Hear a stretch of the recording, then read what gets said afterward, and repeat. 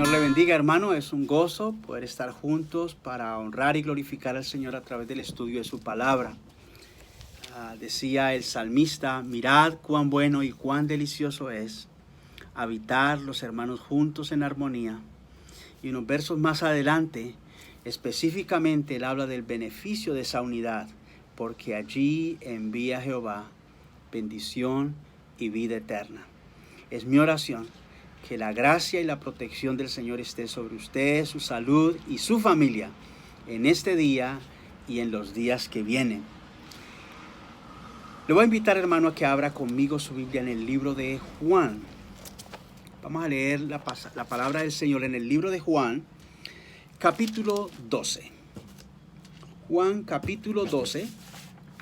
Y vamos a estar leyendo los versos del 27 hasta el 36. Juan capítulo 12, versículos 27 al 36. Y esto es lo que dice la palabra del Señor. Ahora está turbada mi alma. ¿Y qué diré? Padre, sálvame de esta hora. Mas para esto he llegado a esta hora. Padre, glorifica tu nombre. Entonces vino una voz del cielo. Lo he glorificado y lo glorificaré otra vez. Y la multitud que estaba allí y había oído la voz decía que había sido un trueno. Otros decían: un ángel le ha hablado. Respondió Jesús y dijo: no ha venido esta voz por causa mía, sino por causa de vosotros. Ahora es el juicio de este mundo. Ahora el príncipe de este mundo será echado fuera. Y yo, si fuere levantado de la tierra, a todos atraeré a mí mismo. Y decía esto dando a entender de qué muerte iba a morir. Le respondió la gente: nosotros hemos oído de la ley que el Cristo permanece para siempre. ¿Cómo pues dices tú que es necesario que el Hijo del Hombre sea levantado? ¿Quién es este Hijo del Hombre? Entonces Jesús les dijo: aún por un poco está la luz entre vosotros, andad entre tanto que tenéis la luz, para que no nos sorprendan las tinieblas. Porque el que anda en tinieblas no sabe a dónde va. Entre tanto que tenéis la luz, creed en la luz, para que seáis hijos de la luz. Oremos al Señor. Amado Dios, le damos gracias por su palabra, porque ella es verdad. Pedimos la dirección de su Santo Espíritu en la reflexión y la comprensión de lo que nos quieres enseñar. Padre de la gloria, te damos gracias porque en tu eterno propósito nos miraste con misericordia y escogiste revelarnos la vida, la salvación, la eternidad en la persona de Cristo Jesús muriendo en la cruz. Y que solamente a través de ese medio podemos, Señor, disfrutar de los beneficios que tú has prometido. Señor, le damos gracias porque en este día, cuando celebramos el sufrimiento, muerte, crucifixión y resurrección de nuestro Hijo, nuestro Señor Jesús, tenemos la oportunidad de reflexionar y meditar en tus bondades, no porque nosotros las merecemos, pero porque tú escoges en tu corazón suplir para nuestra salvación y suplir para cada uno de nuestros días.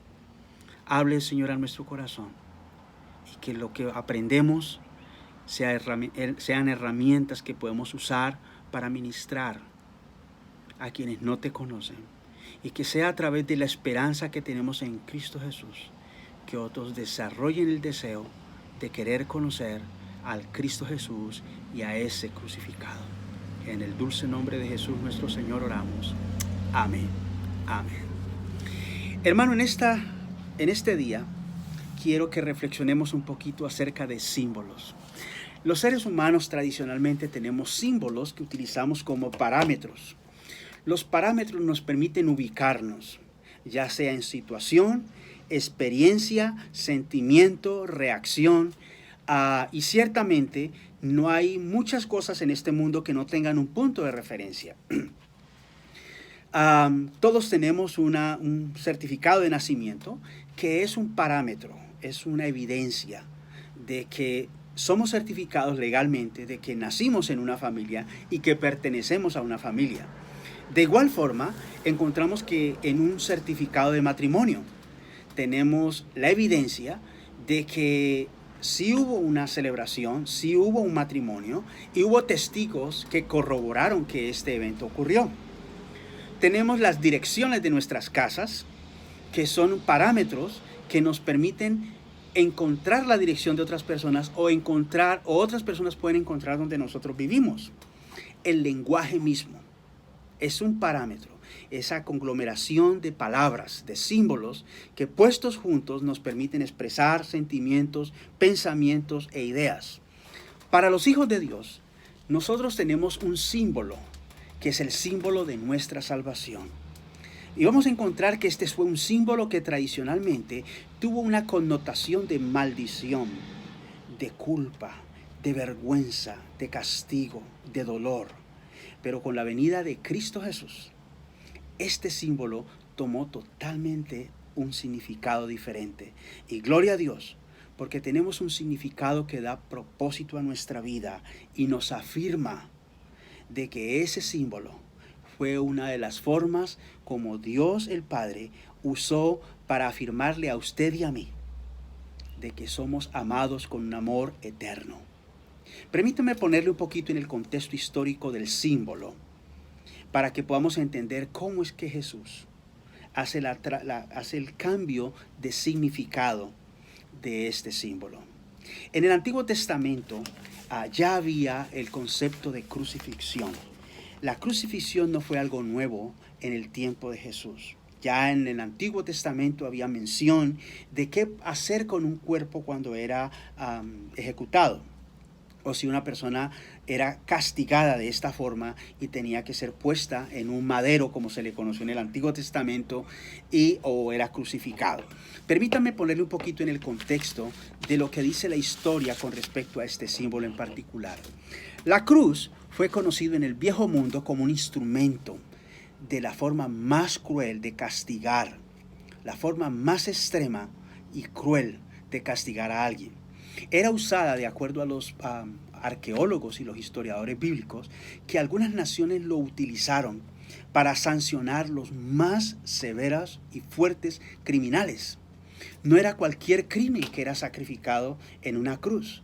Pero cuando una persona era colgada en la cruz, muerte en la cruz o muerte por madero, era vista como una forma de medir el tipo de crimen y la intensidad y la severidad del crimen cometido. Entonces, el acto de morir en una cruz o en un madero tenía en sí mismo una connotación. Y la connotación era que quien era colgado en ese lugar era maldito, estaba mostrando vergüenza y tenía que ser castigado por algo que había hecho, particularmente si era un crimen que ofendía a la comunidad y a la sociedad. Ahora, morir por crucifixión o morir colgado en el madero tenía la implicación de que si alguien estaba considerando quebrar la ley o había quebrado la ley, se estaba enfrentando a algo que no tenía recurso. Moría en la cruz. Entonces, colgar a alguien servía como una advertencia para quienes consideraban quebrar la ley o consideraban que la habían quebrado y por una u otra forma no habían sido descubiertos. La nación judía adoptó este tipo de castigo, que fue considerado como una tortura, y lo usaron en varias ocasiones. Yo quiero que vamos rápidamente a una referencia bíblica que está en el libro de Deuteronomio, capítulo 21. Deuteronomio capítulo 21. Y voy a leer dos versos, en el versículo 22 y versículo 23. Deuteronomio capítulo 21, versículos 22 y 23. Y esto es lo que dice: si alguno hubiere cometido algún crimen digno de muerte, y lo hicieres morir, y lo colgares en un madero, no dejaréis que su cuerpo pase la noche sobre el madero. Sin falta lo enterrarás el mismo día, porque maldito por Dios es el colgado, y no contaminarás la tierra que Jehová tu Dios te da por heredad. Entonces ya tenemos evidencia que en el Antiguo Testamento hay un mandato específico con respecto a quién era colgado, el tipo de crimen porque era colgado y qué hacer con ese cuerpo después de que había sido colgado. Ahora, Pablo utiliza esta misma figura y particularmente utiliza este mismo pasaje en el libro de los Gálatas, capítulo 3, versículo 13. Y yo quiero que leamos esta evidencia de igual forma, porque cuando él habla acerca de esta... él habla a los hermanos Gálatas, él les está diciendo allí en Gálatas capítulo 3, versículo 13, Cristo nos redimió de la maldición de la ley, hecho por nosotros maldición. Cristo encarna maldición, porque escrito está, maldito todo aquel que es colgado en un madero. Maldito todo aquel que es colgado en un madero. Entonces, ambas citas, la del Antiguo Testamento y la del Nuevo Testamento, Pablo corrobora lo que ya se dijo en el Antiguo Testamento, y lo que él está haciendo es hablar con los hermanos Gálatas para explicarles a ellos que ser liberado del pecado está basado en ese hecho en el que Cristo Jesús va a la cruz a morir como un criminal, pagando por un crimen bastante alto, por amor a la humanidad. Ahora, yo quiero que pensemos un poquito acerca de cómo la muerte de Cristo en la cruz cambió para siempre el significado de esa cruz. Todas las connotaciones que encontramos alrededor de la cruz, la crucifixión o el madero, tienen la connotación de muerte, tragedia, dolor, crimen, vergüenza, maldición. Pero vamos a encontrar que cuando Cristo es crucificado, Cristo le da un significado totalmente diferente, que es lo que hace posible nuestro entendimiento de la gracia y la misericordia de Dios. Ahora, yo quiero que pensemos acerca de que la cruz era un símbolo de vergüenza y se convirtió en la más grande esperanza de la humanidad. ¿Sí? De un momento a otro encontramos que algo que era una maldición ahora se convirtió en una esperanza. ¿Cómo es que se convirtió en una esperanza? En esa cruz, Dios puso el pecado de todo el mundo sobre su Hijo. ¿Sí? En el libro de Isaías capítulo 53, versículo 11, leemos con claridad, verá, está refiriéndose al siervo sufriente, verá el fruto de la aflicción de su alma y quedará satisfecho. Por su conocimiento justificará a mi siervo justo a muchos y llevará las iniquidades de ellos. Este pasaje se está refiriendo a los sufrimientos del siervo del Señor. Entonces, Isaías ya nos hace mención de que en esa cruz Dios Padre pone las cargas y el pecado de toda la humanidad. Y esta es la razón que hace que la agonía de Cristo se hiciera mucho mayor. ¿Recuerdan las palabras de Jesús cuando él sentía esa carga y ese peso? Y decía que su alma tenía agonía. Y decía Lucas en la descripción de la agonía de Jesús que sus lágrimas eran como gotas de sangre. Estamos hablando de lo descarnado, el dolor emocional, espiritual, mental, cargado en la persona de Cristo Jesús por el pecado del mundo. Este sacrificio, esta carga del pecado del mundo es lo que hizo la agonía de Cristo mucho mayor. Jesús en esta situación recibe el impacto total de la ira de Dios. No había otra persona que pudiera sustituir. Pero Cristo venía a ser el Cordero perfecto, a través del cual, una vez inmolado, podía cubrir el pecado del mundo. Jesús, el Hijo de Dios, ganó ciertos triunfos en esa cruz. Y en el pasaje que acabamos de leer, vamos a mirar algunos de los triunfos que Jesús logró en la cruz y que se constituyen en su razón y mi razón de fe. Nuestra razón de testificar y proclamar el mensaje de salvación. Veamos algunos de estos beneficios. Jesús despoja a Satanás de su poder. Yo quiero que regresemos a Juan capítulo 12, versículo 27. En el versículo 27 nos dice, vamos a ir al versículo 31. Ahí es donde encontramos el primer beneficio. Dice, ahora Él es Ahora es el juicio de este mundo. Ahora el príncipe de este mundo será echado fuera. Uno de los grandes despojos que Dios le ha hecho a Satanás es quitarle su poder.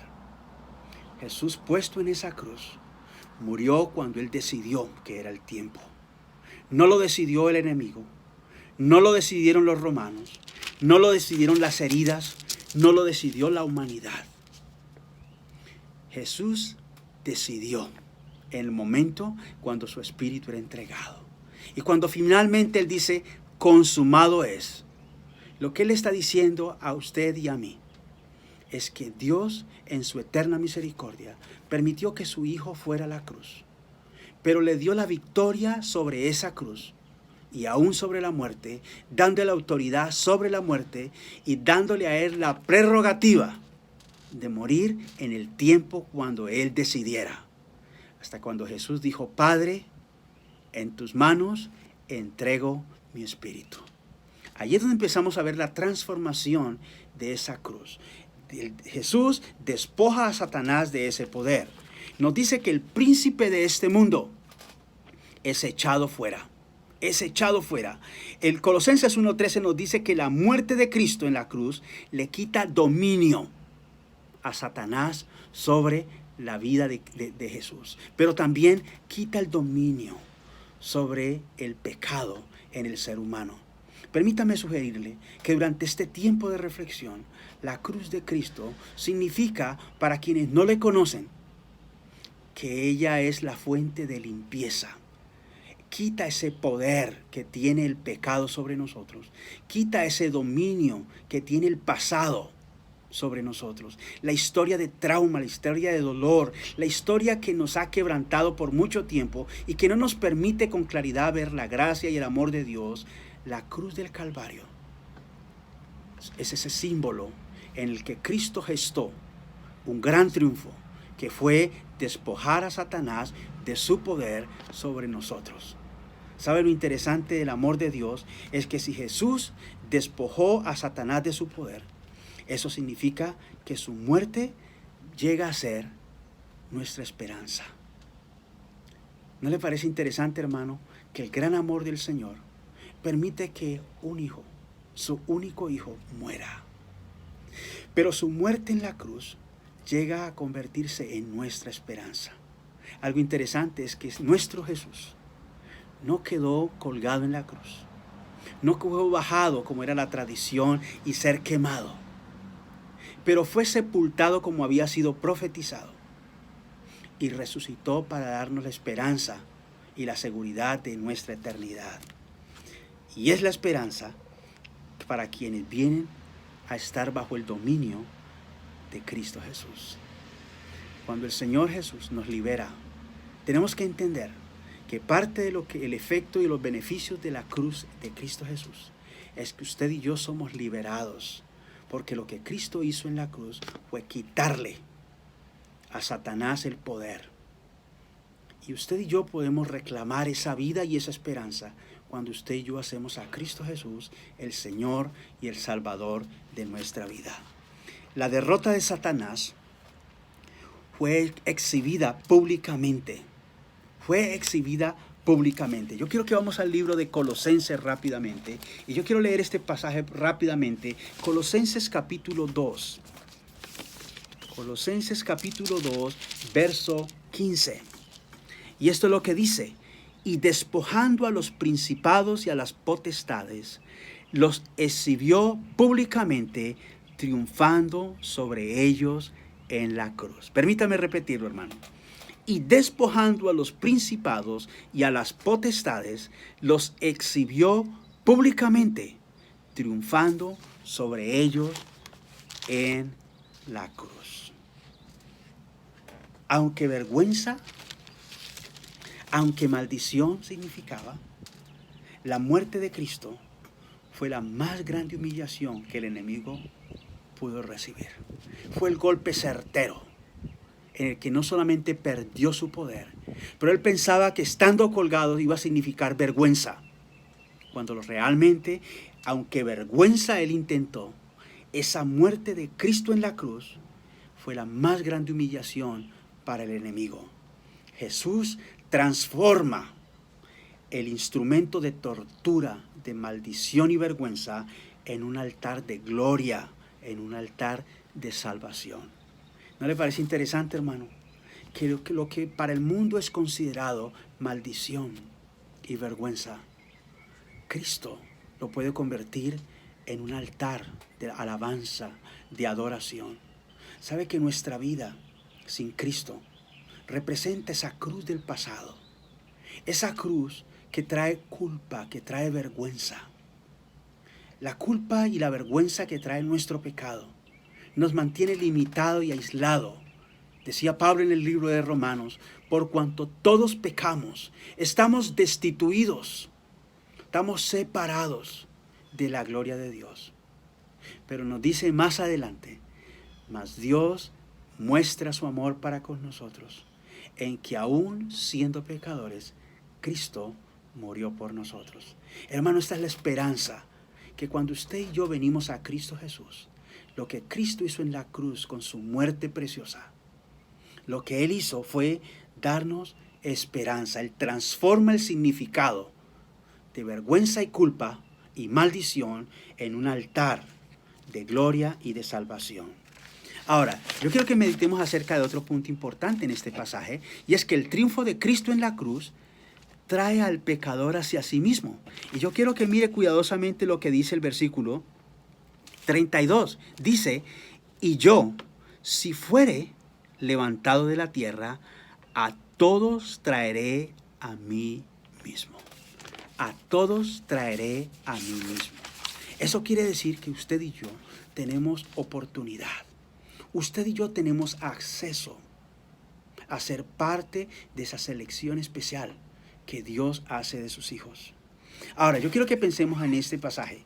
Aquí vemos que Jesús convierte la cruz de derrota en una cruz de atracción. Antes la gente huía por la vergüenza y la maldición que traía basado en los crímenes cometidos. Pero ahora nosotros podemos venir con todo nuestro pecado y con toda nuestra maldad. Ya no vamos a ser castigados en esa cruz. Mire lo que está haciendo Jesús con su sacrificio en la cruz. Es que Él convierte y cambia el significado de la cruz. Y ahora vamos a ver que Él convierte la cruz de derrota en una cruz atractiva. Lo que Él está diciendo es que con su muerte y su resurrección, Él nos invita a todos, a su humanidad, a que vengamos a Él para ser salvos. Algo interesante es que Él dice que Él los trae a sí mismo. Y si yo me fuere y fuere levantado de la tierra, a todos atraeré a mí. O sea que viene a ser algo atractivo. Ya la cruz no es algo de qué correr y de qué escondernos. Ahora la cruz nos trae una atracción especial. Juan, en el libro de Juan, capítulo 3, verso 16, encontramos uno de los pasajes clásicos en la experiencia de los cristianos. No es el único pasaje que nos habla acerca de la salvación y del propósito que Dios tiene en mandar a su Hijo a la cruz. Pero eso es uno de los pasajes clásicos dentro del pueblo cristiano. De tal manera, la palabra de tal significa tan grande fue el amor de Dios. De tal manera fue el amor de Dios que dio, que entregó, que se dio a su único Hijo. Y aquí es donde viene la palabra clave de este pasaje. Para que todo aquel, todos tenemos opción, pero aquel que cree. ¿Sí? Es muy interesante que no es algo que asumimos automáticamente. Ver la cruz no tiene ningún valor si no aceptamos lo que sucedió en esa cruz. De tal manera amó. Cuando yo entiendo que lo que Cristo hizo en la cruz del Calvario fue por amor y motivado por mi salvación, porque Él cargó mi pecado, Él cargó mi culpa, mi vergüenza, mis maldades, mis crímenes. Él los llevó a la cruz con Él, con el propósito de que usted y yo creamos que lo que Él hizo en la cruz lo hizo por amor. Y por eso dice el pasaje, para que todo aquel que en Él cree. ¿Cuál es el beneficio de todo aquel que en Él cree? No se pierda, sino que tenga vida eterna. No podemos ponerle palabras a lo que el pasaje ya nos dice, pero podríamos reflexionar. ¿Y qué pasa con aquel que no cree? ¿Qué pasa con aquel que no entiende ese amor de Jesús en la cruz? La cruz fue y continúa siendo el final de la tragedia del pecado, el final de nuestra maldad. La sangre de Cristo en la cruz nos limpia de todo pecado. Este triunfo en la cruz es el más grande, el más atractivo y poderoso de las invitaciones que Dios hace a la humanidad en el día de hoy.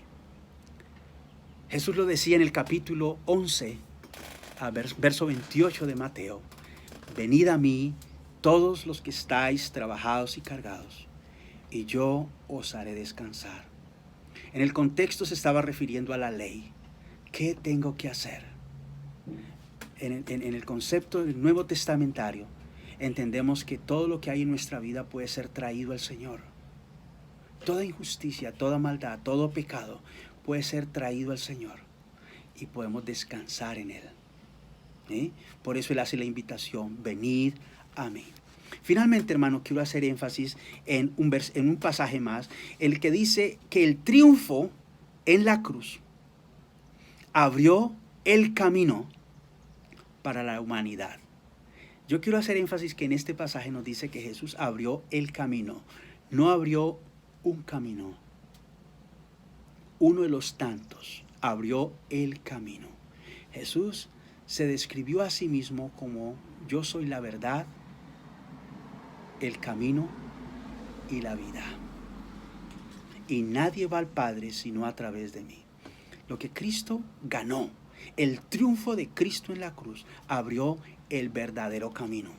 De un lugar de tortura y un lugar de maldición, la cruz se convierte en el altar para salvar vidas. ¿Sí? De la misma forma como en el Antiguo Testamento, el Señor Dios manda a Moisés a que haga una serpiente de bronce. Y dice que la levante mientras las víboras mordían a Israel por su desobediencia. Pero el Señor le da la alternativa de que todo aquel que mire y ponga sus ojos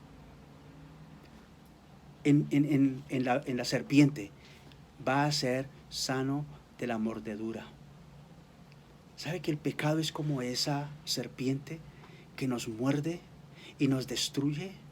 Y mientras usted y yo permanezcamos en nuestras formas, nuestros estilos de vida y sin tener una relación permanente con Cristo Jesús, usted y yo estamos expuestos a una mordida que puede ser mortal.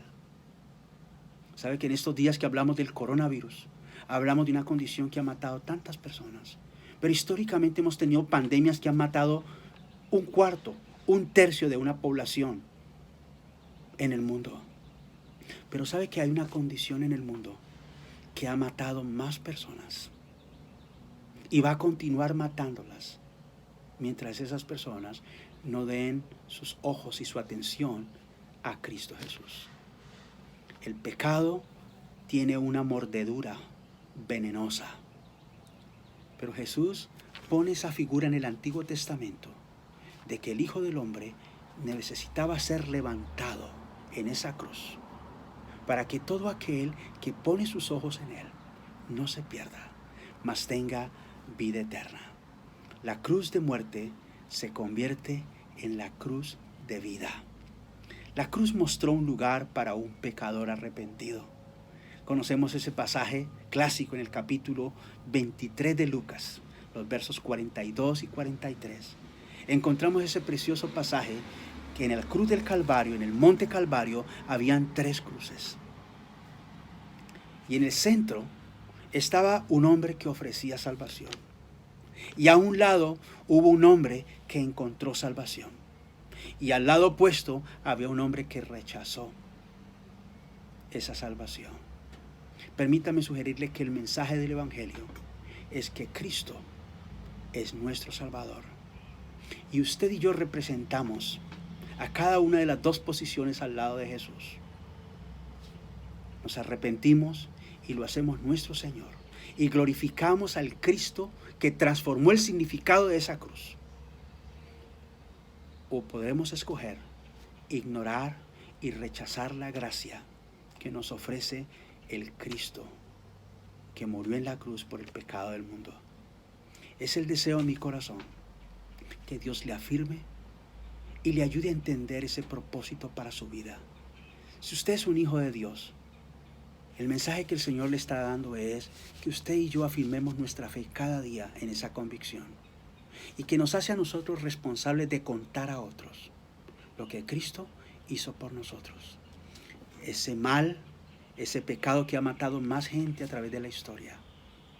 Usted y yo como hijos de Dios tenemos el antídoto, tenemos el remedio, y el remedio es Cristo Jesús. De tal manera amó Dios al mundo que dio a su Hijo unigénito para que todo aquel que en Él cree no se pierda, mas tenga vida eterna. Quiera Dios que este antídoto sea también compartido a otros para que no se pierdan, mas tengan vida eterna. Usted y yo no lo vamos a cambiar, pero el poder de su Santo Espíritu y la fidelidad suya y mía al compartir el mensaje de salvación es lo que va a traer a otros a cambiar el significado de la cruz que han cargado de maldición y vergüenza a una cruz con un aliento, con un olor, con una fragancia de vida y no de muerte, como nos la menciona el libro de Corintios. Hermano, el Señor le bendiga y que este fin de semana podamos glorificar al Señor, no solamente durante el fin de semana, pero que en este fin de semana podamos recordar y reflexionar acerca del valor poderoso y majestuoso de lo que significó la muerte de Cristo en la cruz y cómo ese símbolo significa para usted y para mí vida si escogemos hacerlo nuestro Señor y nuestro Salvador. El Señor le bendiga.